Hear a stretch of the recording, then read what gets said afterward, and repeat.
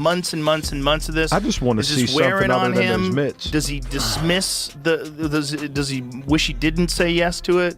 How's his health? How's his back? How's his...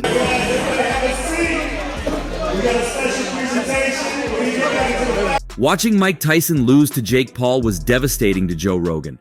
But what's even more disheartening is the news of Mike Tyson being taken to the hospital after the fight.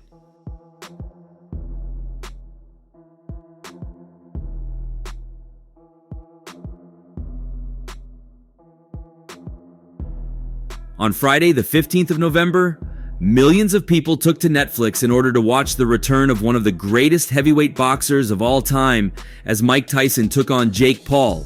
And a lot of them went into the bout with a similar hope to watch the baddest man on the planet knock out the most annoying man on the planet. All eyes were on Mike Tyson's return to boxing on Friday night for his fight against Jake Paul. Unfortunately, many fans were left disappointed by the bout, as Paul cruised to a unanimous decision victory over Tyson, and the result drew a stark three-word admission from Joe Rogan.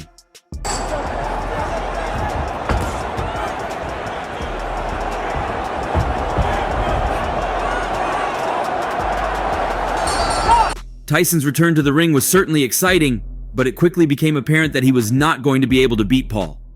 The YouTuber turned pro boxer had a distinct advantage with his age, as he is 31 years younger than Tyson, and with his reach, as he was able to keep Tyson at bay for most of the fight. Most fans of Mike Tyson had their dreams crushed, with the problem child going the distance against Iron Mike to take a victory by unanimous decision. Others, who might have been expecting a more exciting contest, may have been left even more disappointed as the bout was marred by technological issues. It was crap, wasn't it? Let's be honest. The fight itself was awful. What happened in the fight? What happened in the ring? There was no substance. It's like when you're cooking a meal all day. You cook up a nice broth. You put your organic steak mince in. You put your potatoes in. Your sweet potatoes are a bit better. With Netflix hosting the contest on their platform, constant buffering and app disconnections dominated the fight as many grew tired of trying to manage the horrible streaming. Outside the technological issues, however, Jake Paul dominated the fight, with the YouTuber turned boxer revealing he intentionally did not knock out the former world champion in an interview with BBC Sport. "I wanted to give the fans a show, but I didn't want to hurt someone that didn't need to be hurt," Paul said when questioned about the fight. The Ohio-born boxer also claimed to carry Tyson throughout the contest. "I did a little bit. He wasn't really engaging back. I could tell his age was showing, and I have so much respect for him." Did you feel Mike's power at all? No. He hit you with one, and you gave him the tongue. I only because the crowd got turned up, but it didn't actually hurt.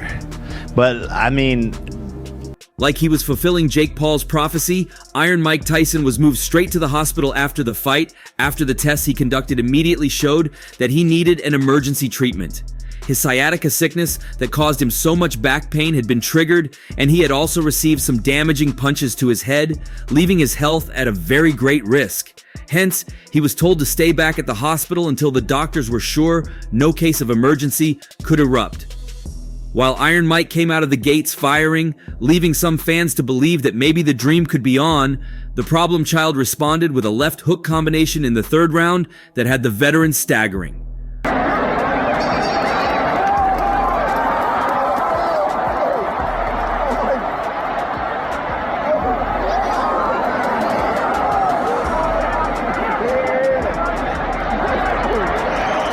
Paul proceeded to dominate the rest of the fight, winning the 3rd, 4th, 5th, 6th, 7th, and 8th rounds. Quite bizarrely, the YouTube star decided to bow towards Tyson in the dying seconds of the final round in what some considered to be a mocking gesture.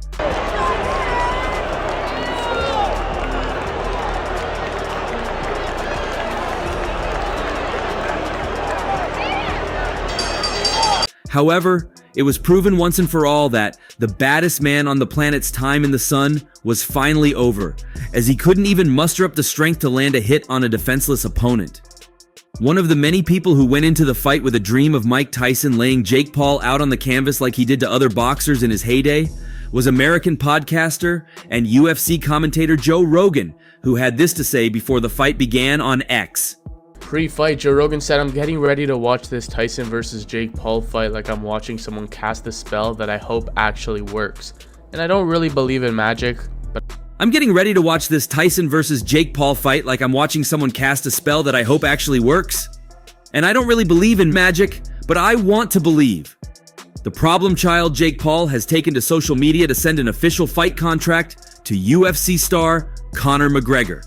Of course, his thoughts on the existence of magic proved to be correct, as instead of the dream career ending, Rogan instead had to see one of the greatest boxers of all time struggle through a farce of a fight, following his original tweet with 3 very simple words which made his feelings on the fight very clear. Magic isn't real. and Joe Rogan responding to himself saying, I guess magic isn't real. Like many other fans of Tyson, Rogan was hoping that the legendary boxer could somehow pull out a victory over Paul. He ended up being disappointed with the result. Tyson made a career for himself as being one of the most powerful fighters in the world, and he constantly defied expectations along the way.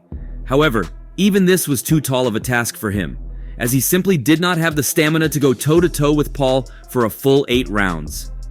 There were a bevy of fans on the same boat Rogan who were hoping to see one last magical moment from Tyson before he rode off into the sunset. But unfortunately, that magical moment was nowhere to be found, and it resulted in a cakewalk of a victory for Paul. At any point, did you start to take your foot off the gas just a little bit because you noticed he was tiring out? Yeah, definitely. Definitely a bit. You know, I wanted to give the fans a show, but I didn't want to hurt someone that didn't need to be hurt. Despite the presumption that this would be it for Tyson, he refused to officially retire from the ring in the immediate aftermath of this fight, saying that he could see himself returning to boxing in the future, despite how he fared against Paul. So who knows, maybe that magical moment Rogan was looking for does exist, but simply hasn't come to fruition yet. As a result, Tyson will be worth keeping an eye on, as another match could be in his future, even with this loss on his record now. Joe Rogan had been one of the most outspoken combat sport professionals ahead of the fight, seriously rooting for a Mike Tyson victory. Dude, he's perfectly capable of knocking him out. He is perfectly capable. If he zigs when he should have zagged, if Mike can close the distance in a way that he doesn't expect, and Mike also has layers upon layers of attacks that are in his mind. However, he didn't completely rule out Jake Paul, despite his desire for a Tyson victory. Rogan had earlier questioned why people often underestimate Jake Paul and instead advised them to forget him as a YouTuber and perceive him like they would perceive regular boxers. No, I mean people can take something away from them because they're YouTube people. I always tell people, just forget that Jake Paul is a YouTube guy and watch him box. Yeah, the kid can fight 100%. Mixed martial arts. And Rafael is a world-renowned trainer. When you see him holding the mitts for Tyson, and Tyson smashing the mitts, like, Jesus, that guy can still fuck you up. He don't want to fight. Rogan went ahead to highlight moments from Paul's fight against Tommy Fury as evidence of Paul's boxing ability. And that Tommy Fury fight really showed that. I mean, it goes to a split decision against a legit undefeated boxer. While he had a big question to ask from Jake Paul as to why he chose to fight the monstrous Tyson, he spoke about Tyson's unbelievable magnificence in the boxing ring and believed he was still as potent. Yep. If Jake Paul's on the other side of the ring and he sees Mike Tyson just bobbing and weaving, he's going to have a recognition. Yeah. He's going to look over and go, oh my God, that's really Mike Tyson. Yeah. Like, look at this. He approached the 31-year difference between the pair like it was nothing and boasted about Tyson's training intensity like a trainer would do to his trainee. No. Why? I don't care if he's 55. That's still Mike Tyson. Mike's in good shape. Mike trains every day. He trains with Rafael Cordeiro, who's a legend in MMA. He runs King's Mixed Martial Arts. Rogan had nothing but praises for Mike Tyson, as well as his trainer Rafael Cordeiro, who he referred to as a MMA legend and renowned trainer. The power is the last thing to go, but the thing is the speed is still there. Yeah. And I don't know what he did with, look at that, seriously. I don't know what he did with Roy Jones Jr., but in my mind, it looked like they made some sort of an agreement where Mike wasn't going to punch him in the face. Because like... And Rafael is a world-renowned trainer. When you see him holding the mitts for Tyson and Tyson smashing the mitts like Jesus, that guy can still knock you out. Talking to Mike Tyson just after he saw the sparring footage with Rafael Cordeiro, Joe Rogan told him, "But that's what I was seeing when I saw you hit the pads. I'm like, this isn't just working out. There was something going on, man. When you were working out with Cordeiro and you were ripping to the body and throwing those hooks, I was like, this is a man who is preparing to go into combat. This is not normal getting ready to work out stuff. That's why when I saw that video, I was like, oh. Ooh, mind-boggling. Well, that's what I was seeing when I was seeing you hit the pads. I'm like, this isn't just working out. There was something going on, man. When you were working out with Cordero and you ripped. He also referenced Mike Tyson's last fight 4 years ago against Roy Jones Jr. He stated that the technology for recovery used by Mike and his team were sublime, and these technological tools would likely be at his disposal once again. With the additional impact of technology, Rogan tipped Mike for a routine victory.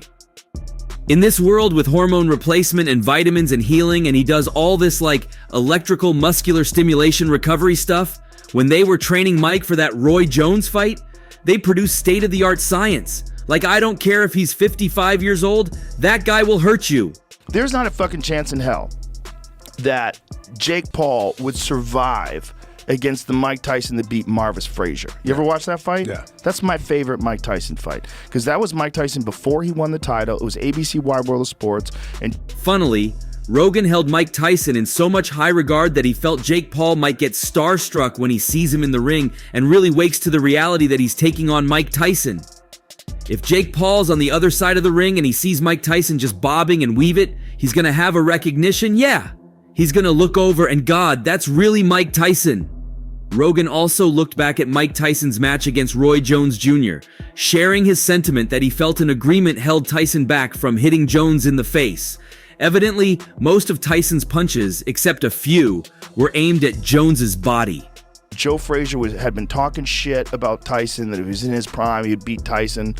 And so he had his son fight Tyson, and it was an execution. Look at this, dude. I'm talking you make, he's still at 55. At 55, the power is the last thing to go, but the speed is still there. I don't know what he did with Roy Jones Jr., but in my mind, it looked like they made some sort of agreement that Mike wasn't going to punch him in the face, because like most of the hits that he hit him with, unless it was a jab or something like that, was to the body, yeah. He's a real fighter. He can fight. He can, and if Mike Tyson and him are fighting and Mike can't catch him, and Mike has bad knees, if his back's... Speaking with actor Russell Crowe, Rogan weighed in on the fight between Paul and Tyson, along with the widespread concerns about Tyson taking this fight while nearing 60 years of age. 58 is 58. No matter what you're taking and what they're doing for you, you're still 58, Rogan said on a recent episode of his podcast. But 58-year-old Mike Tyson is not 50-year-old Mike Jones that lives down the street. It's a different kind of human being. He can still knock your head into another dimension if he can catch you. The fight was originally scheduled to take place in July, before Tyson withdrew due to a medical emergency. But the Boxing Hall of Famer and former heavyweight champ has been medically cleared and is back to training in preparation for his in-ring return. Bad. I mean, I don't know what's going on with him physically. It's hard to tell from a guy just hitting pads. When he's hitting those pads, he looks great. After Tyson's removal from the contest, Paul went on to face Mike Perry instead and stopped the BKFC star in round 6. Rogan, a longtime color UFC commentator, sees Paul as a boxer who doesn't get enough credit. The thing is, can Tyson catch a 28-year-old guy who is at the top of his career who is winning legitimate boxing matches? Rogan asked. He's beating former UFC world champions like Tyron Woodley. Jake had that very good fight with Tommy Fury, who is a legitimate boxer. That was a very good fight. And he just beat up Mike Perry, who was a bare-knuckle champion. He's a real fighter. He can fight. And if Mike Tyson and him are fighting and Mike can't catch him, then it's hard to tell. What do you think of the thing with Mike, though? 58 is 58. Yeah. No matter what. No matter what you're taking and what they're doing for you, and you're still 58. Yeah. While Joe Rogan had so much to say about Mike Tyson's personality and terrifying presence, he was still giving Jake Paul a chance until this new footage. About Mike Tyson's terrifying presence, Joe Rogan found that out the hard way when he invited Iron Mike on his popular podcast while the former undisputed heavyweight champion was preparing for an exhibition bout with Roy Jones Jr. in 2020. He's the reason why this table's so wide. Why's that? Because I was going to make the table more narrow and be closer to the guests. I had him on once when he was retired. The UFC commentator's previous interactions with Mike Tyson were all happy and mellow. But he says something switched when the heavyweight icon booked a fight. Ahead of Tyson's upcoming clash with Jake Paul on November 15th, Rogan has recalled the drastic action he took after feeling a bit too close to the feared knockout artist during their pre-fight chat. Earlier this year, during a conversation with comedian Sebastian Maniscalco, Rogan discussed Tyson's savage mode that switches on when he's got a fight coming up. And he was much heavier, and he was smoking a lot of weed, and he was contemplative and, interesting and philosophical and just a fun guy to hang out with. And then I had him on again. The 57-year-old explained that he changed the shape of his podcast table to create more distance between him and his guests after a terrifying chat with Tyson. Rogan said, "He's terrifying when he's in the zone. I changed the shape of the table because of him. This table, we had a table that was this size at the old studio, and at the new studio, I was like, maybe we'll make the table smaller. It'll be more intimate. I'll be closer to the guests." So we had Mike Tyson in when he was 300 pounds, and he was just eating and having fun and smoking weed. He goes, "I don't even work out. If I work out, I'll excite my ego, and I don't like that person." When he was about to fight Roy Jones Jr., and he had lost about 60 pounds. Right. He looked shredded. He had muscles bulging in his arms, and he was very intense. Right. It was like a completely different human being. And Then he got this offer to fight Roy Jones Jr. So he gets in insane shape. And the next time I see him, the second podcast we do, Mike now weighs 230 pounds, and he's got these muscles in his forearms. So he's sitting there, and he's a different human. He's so intense that I was like, if this table was closer to him, I'd be nervous. Like, I wouldn't be able to do my best job as a podcaster. That's literally the reason why this table is this width, is because of the second podcast with Mike Tyson. Many people are concerned about Tyson coming out of retirement 2 decades after his last professional fight, especially against someone who is 31 years his junior. he was terrifying. Just being in the room was fucking terrifying. And I said, you know what? This table needs to be a little wider. I'm glad it wasn't only me. Yeah, I just don't want to be that close to him. He fucking scares me. Right. Like, I felt his energy. During a recent Joe Rogan Experience podcast episode, Rogan discussed with actor Russell Crowe why Tyson could still be a threat despite his age. "He's Paul, a very good boxer. He trains hard. He can fight," Rogan said of the YouTuber turned boxer. 58 is 58 no matter what. But 58-year-old Mike Tyson is not 50-year-old Mike Jones who lives down the street. It's a different kind of human being, and he can still knock your freaking head into another dimension if he can catch you. The thing is, can he catch a 28-year-old guy who's on the top of his career and winning legitimate boxing matches? Rogan questioned. 58.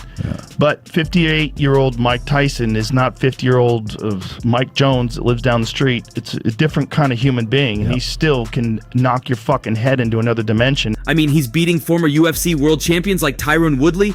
Jake had that very good fight with Tommy Fury, who's a legitimate boxer. That was a very good fight. And he just beat up Mike Perry, who was a bare-knuckle champion. He's a real fighter. He can fight. And if Mike Tyson and him are fighting and Mike can't catch him, then it's hard to tell.